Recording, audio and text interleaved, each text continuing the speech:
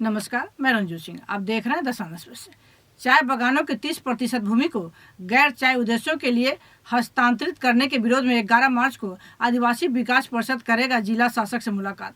पश्चिम बंगाल सरकार द्वारा 30% चाय बागान भूमि को गैर चाय उद्देश्यों के लिए हस्तांतरित करने की घोषणा के बाद अब सरकारी विज्ञप्ति भी जारी कर दी गई है और इसको लेकर तराई, डुआर्स और पहाड़ में जबरदस्त विरोध शुरू हो गया है। सभी स्थानीय संगठन सरकार की इस घोषणा के खिलाफ एकजुट हो रहे हैं और उनका कहना है कि चाय बागानों की जमीन पूंजीपतियों के हाथों में नहीं जाने देंगे। विशेषकर चाय बागानों के 30% भूमि को अन्य प्रयोजनों के लिए उपयोग करने के दिशा निर्देश जारी होने के बाद तराई डुआर्स के आदिवासी क्षेत्र में तापमान बढ़ रहा है, जिसके कारण मार्च में जिला मजिस्ट्रेट कार्यालय द्वारा एक अभियान चलाने का आह्वान किया गया है।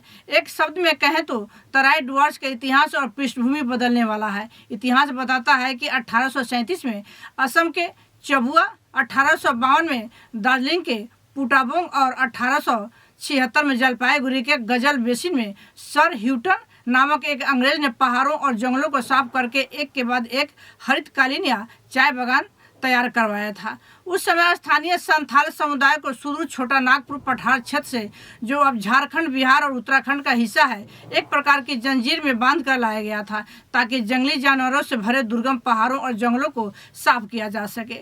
तब से लगभग 150 वर्ष बीत चुके हैं और चाय कंपनी के मुख्यालय की इमारतों पर लिखित तारीखें, जो अभी भी जलपाईगुड़ी शहर में खड़ी है, उस इतिहास को प्रमाणित करती हैं। हालांकि आज की आधुनिक सभ्यता के आक्रमण के कारण वो इतिहास अब बदल सकता है। वामपंथी युग के अंत के बाद से ही इसका संकेत मिलने लगा है। उत्तरायण हाउसिंग प्रोजेक्ट, जो वर्तमान में सिलीगुड़ी के पास माल के रूप में आकर्षण का केंद्र बना हुआ है, चाय बागानों के जमीन को पूंजीपतियों को सौंपने की प्रक्रिया से शुरू हुआ था।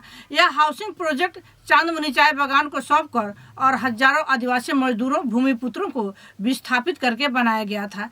उस शुरुआत के बाद तथा आज वामपंथी सरकार की नीति को एक कदम आगे ले जाते हुए तृणमूल के नेतृत्व वाली वर्तमान राज्य सरकार ने चाय बागानों की 30% भूमि को अन्य प्रयोजनों के लिए उपयोग करने की अनुमति देकर तराई दूर के चाय क्षेत्र में रहने वाले आदिवासियों, गोरखाओं तथा अन्य समुदायों के बीच निवास स्थान के नुकसान की पुरानी यादें ताज़ा कर दी हैं। इसको लेकर तनाव बढ़ता जा रहा है और रविवार को डुआर्स के माल बाजार स्थित आदिवासी विकास परिषद कार्यालय में सरकार की वर्तमान अधिसूचना के कड़े विरोध में एक महत्वपूर्ण बैठक आयोजित की गई। इस संदर्भ में तराई डुआर्स की देखभाल के लिए गठित आदिवासी विकास परिषद के संयोजकों में से एक बबलू माझी ने गुस्से में कहा कि हमने पिछली घटना से सीखा है, जहां चांदमुनि चाय बागान के श्रमिकों से बड़े बड़े वादे किए गए और फिर उनकी संपत्ति छीन ली गई। इसीलिए हम लोग चाय पर्यटन के नाम पर चाय बागानों के जमीन पूंजीपतियों को सौंपने की मौजूदा सरकार की योजना के खिलाफ एकजुट हुए हैं, क्योंकि यह वर्तमान भूमि हमारे पूर्वजों ने अपना खून पसीना बहाकर पहाड़ों और जंगलों को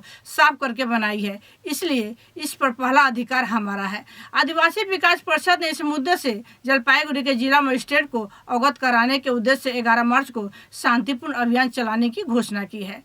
चाय बागान का 30% जमीन अगर घर बिट्टा अपन खेत बाड़ी के छोड़ के 30% जमीन के अगर पूंजीपति के देवत है, तो मैं कहे चाहूँ ना कि ये जो चाय बागान हमार पूर्वज मन बना है।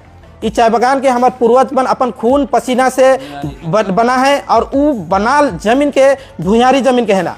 तो भूइहारी जमीन जे है के सिकर प्रथम अधिकार जे बनायल सिकर होला, जे चाय बागान के बना है उकर वंशज मन के वो 30% जमीन दे। आई जे तो के लीज लगी तो उबन से लीज ले, तो वो 30% जमीन के तो पूंजीवादी के काले देवे। आई जिस प्रकार से इस नोटिफिकेशन में लिखल है, यहाँ स्कूल बनी, कॉलेज बनी यहाँ, तो वो किस आधार पे बनी, वो केकर लेवल कर हुई, वो किस आधार पे हुई। आई जिस हमारे रौरे में देखे सकिल जे उत्तरायण, जे आई चांदमुनि बागान के उखड़ा के जो उत्तरायण बना है, वहाँ उस स्कूल में कौन बागान कर छुआ मन एडमिशन पा है और ऊ मन कर लेके एग्रीमेंट हो, तब जाके हम भी कुछ बुझे सकिल कि हाँ ऊ मन कर लेकिन हो सकेला, लेकिन यहाँ उस तरह का कोनो भी लिखल न के। इसी तरह की अन्य खबरों के लिए जुड़े रहें दस्तान एक्सप्रेस के साथ। धन्यवाद।